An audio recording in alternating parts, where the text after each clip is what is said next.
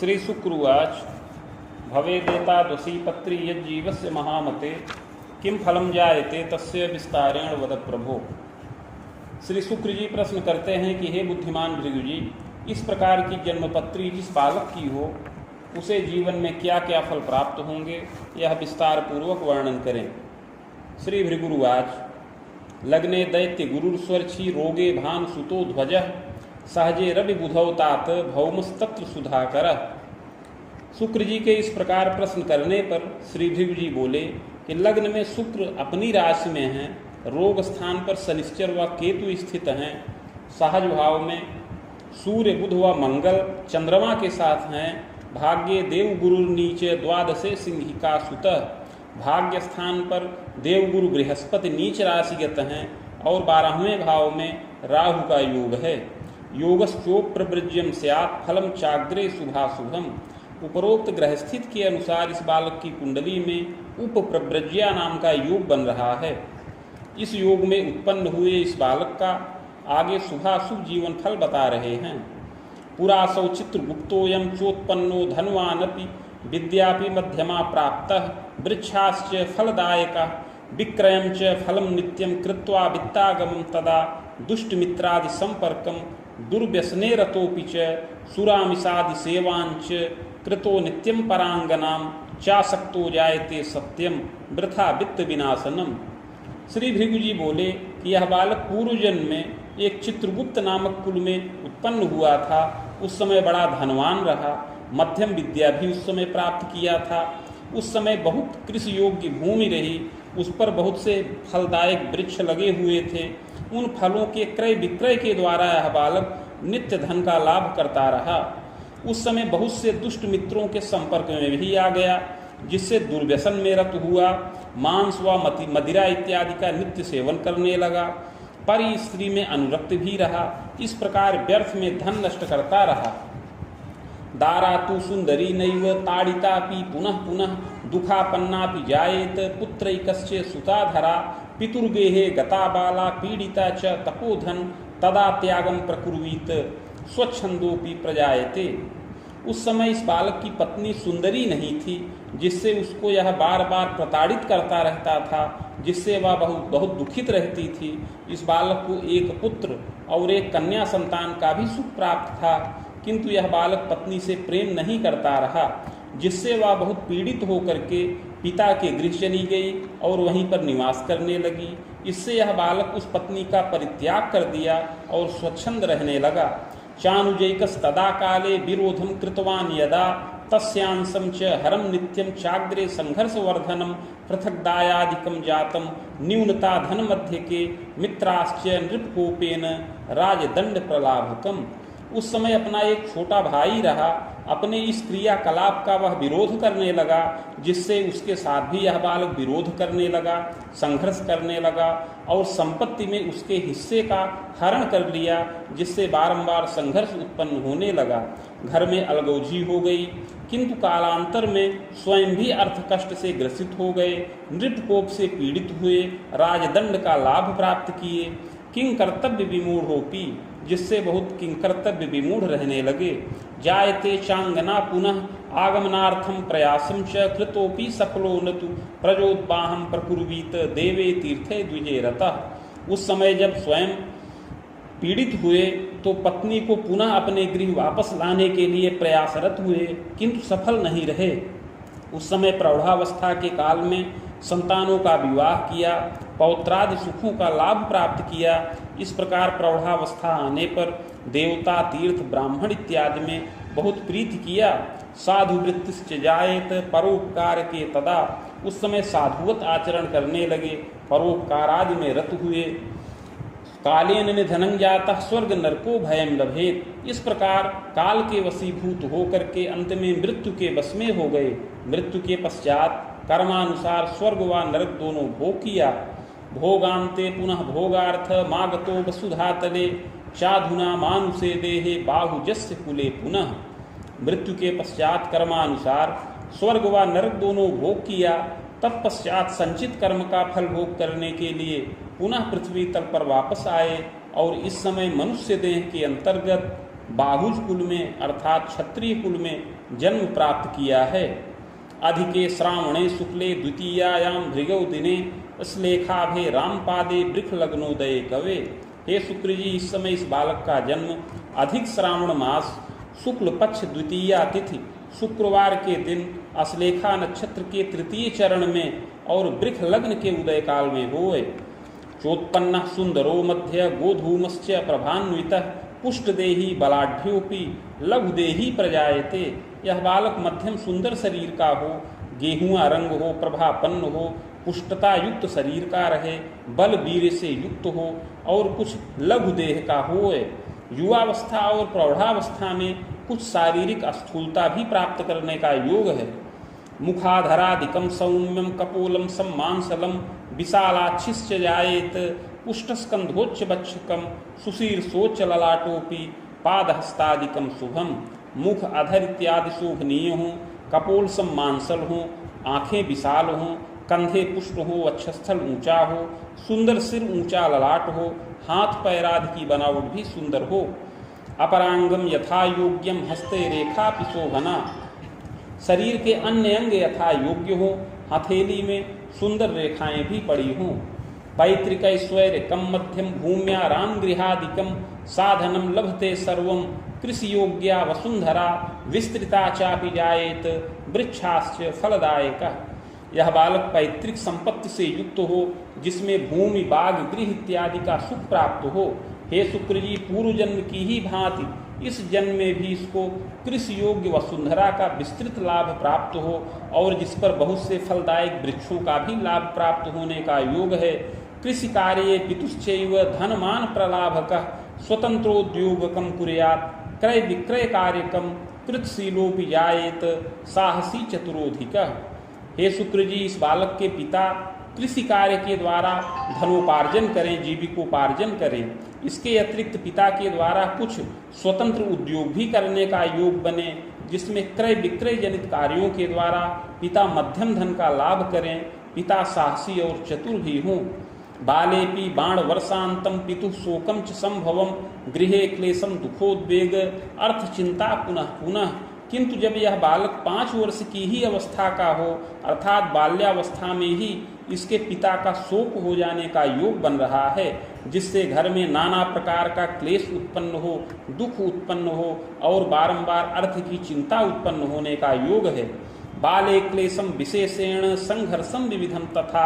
इस प्रकार बाल्यावस्था में ही पिता का शोक होने से इस बालक को बाल्यावस्था के काल में दारुण क्लेश प्राप्त हो और बड़ा ही संघर्ष पूर्वक जीवन व्यतीत करने का योग बने। मातुः सौख्याधिकम लाभम खवे दूर्ध्वम न संशय। किंतु इस बालक को माता का सुख पूर्ण प्राप्त होने का योग है या अधिक प्राप्त होने का योग है, जो अपनी 40 वर्ष की अवस्था से अधिक ही रहे। पक्ष भ्रातृ सुखी बालक सहजापि धरा यदा। हे शुक्र जी, इस बालक को 2 भाइयों का सुख प्राप्त होने का योग है और एक बहन का भी सुख प्राप्त होने का योग बन रहा है। पितृव्यम च द्वयम सौख्यम पितु स्वसापि वेदकम। इसके अतिरिक्त पिता के भी 2 भाई हों और पिता को 4 बहनों का सुख प्राप्त होने का योग है। कर्मण्य साधु सेवी स्यात् व्यापको बहुमित्रवान। इस प्रकार बाल्यावस्था में कुछ संघर्ष पूर्वक जीवन व्यतीत करने के बाद जब यह बालक युवावस्था को प्राप्त हो तो बड़ा ही कर्मण्य और साधु सेवी हो, व्यापक और बहुत मित्रों से युक्त हो। श्रमी च विविधोत्साही वाक्पटुर चतुरोधिकः। बड़ा ही श्रमी हो, उत्साहवान हो, बोलने में बड़ा चतुर हो, वाक्पटु हो और चतुर स्वभाव का हो। महत्वाकांक्षकश्चैव नेतृत्वमतिकोऽपि च। बड़ा ही महत्वाकांक्षी हो और नेतृत्वमति का हो। तथास्तु रोग के मंद केतुस्तत्र शुभोनतु स्वास्थ्यम नैव शुभाधिक्यम बालेपि द्वादशांतरे क्लेशम तापम कदा कस्मिन् सुयत्ने परिरक्षितः। यद्यपि कुंडली के रोग के स्थान पर शनिश्चर व केतु का संयोग शुभ नहीं है, अतः स्वास्थ्य विशेष शुभ न रहे। बाल्यावस्था में भी 12 वर्ष की अवस्था तक कुछ शारीरिक क्लेश और ताप प्राप्त होने का योग है। उस समय यत्न पूर्वक रक्षा प्राप्त करे। यौवनेपि दुखापन्नः रोगम चैव विलासजम मूत्रकृच्छादिकम क्लेशम अस्थिमज्जा विकारकम।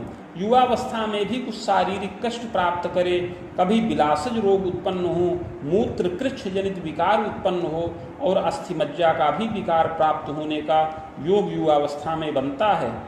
परांगनानुरागंच जायते च यदा कदा विलासी प्रकृतिश्चैव अनुशासनहीनकः स्वच्छंदो जायते बालः विद्या नैवाधिका यदा। पूर्व जन्म के संस्कार के प्रभाव से इस जन्म में भी यह बालक कुछ विलासी प्रकृति का हो और पर स्त्री में विशेष प्रीति करने का योग बार बार उपस्थित हो, कुछ स्वच्छंदता भी प्राप्त होने का योग है।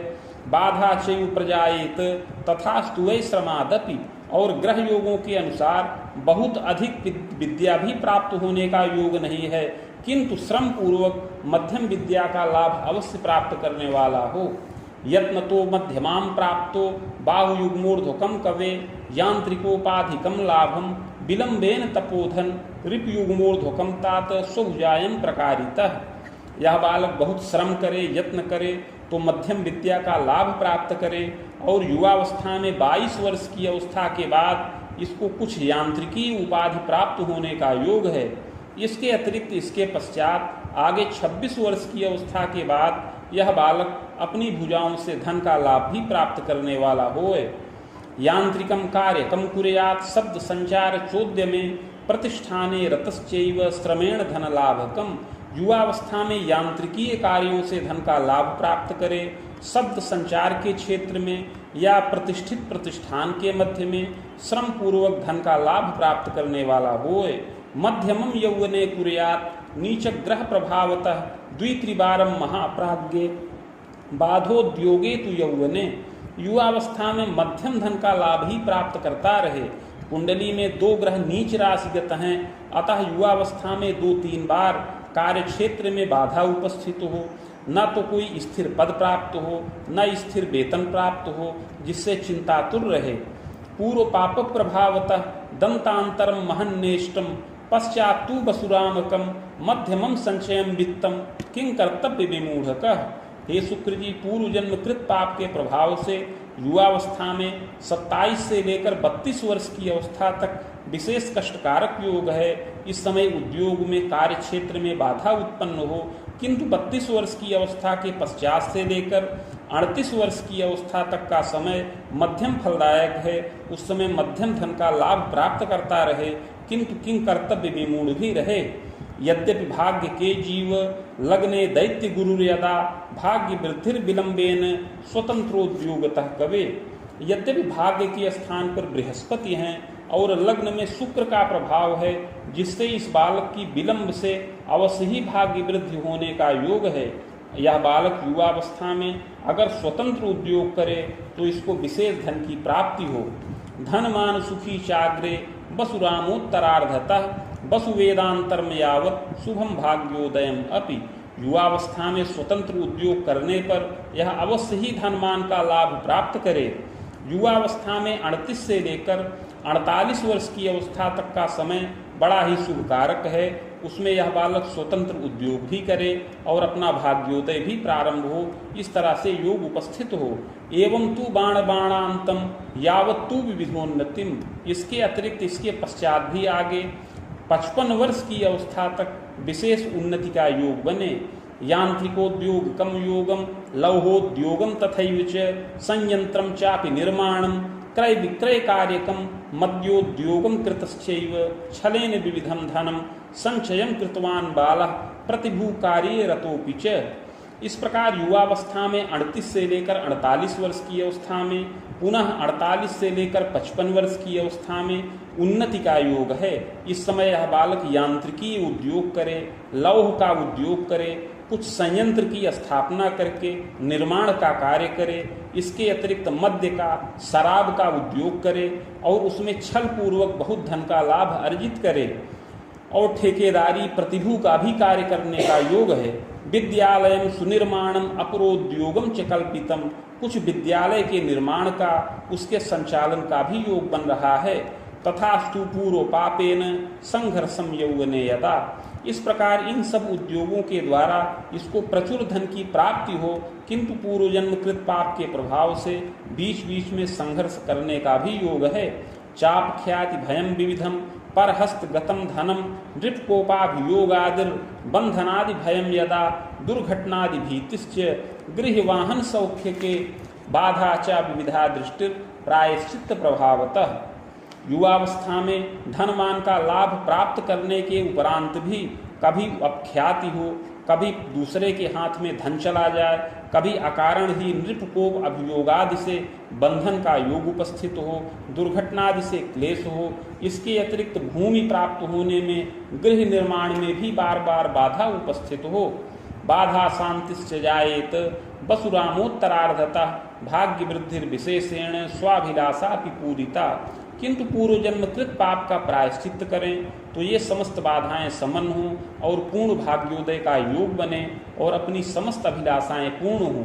बाणरामेश्वरामांतम नवगेहादि सौख्यकम जायते नात्र संदेहो गुरु दृष्टिस्तथोपरि। युवावस्था में 35 से लेकर 37 वर्ष की अवस्था में इस बालक को भूमि का लाभ प्राप्त हो, जिसमें नगर में गृह के निर्माण का भी योग आगे चल करके प्रारंभ हो।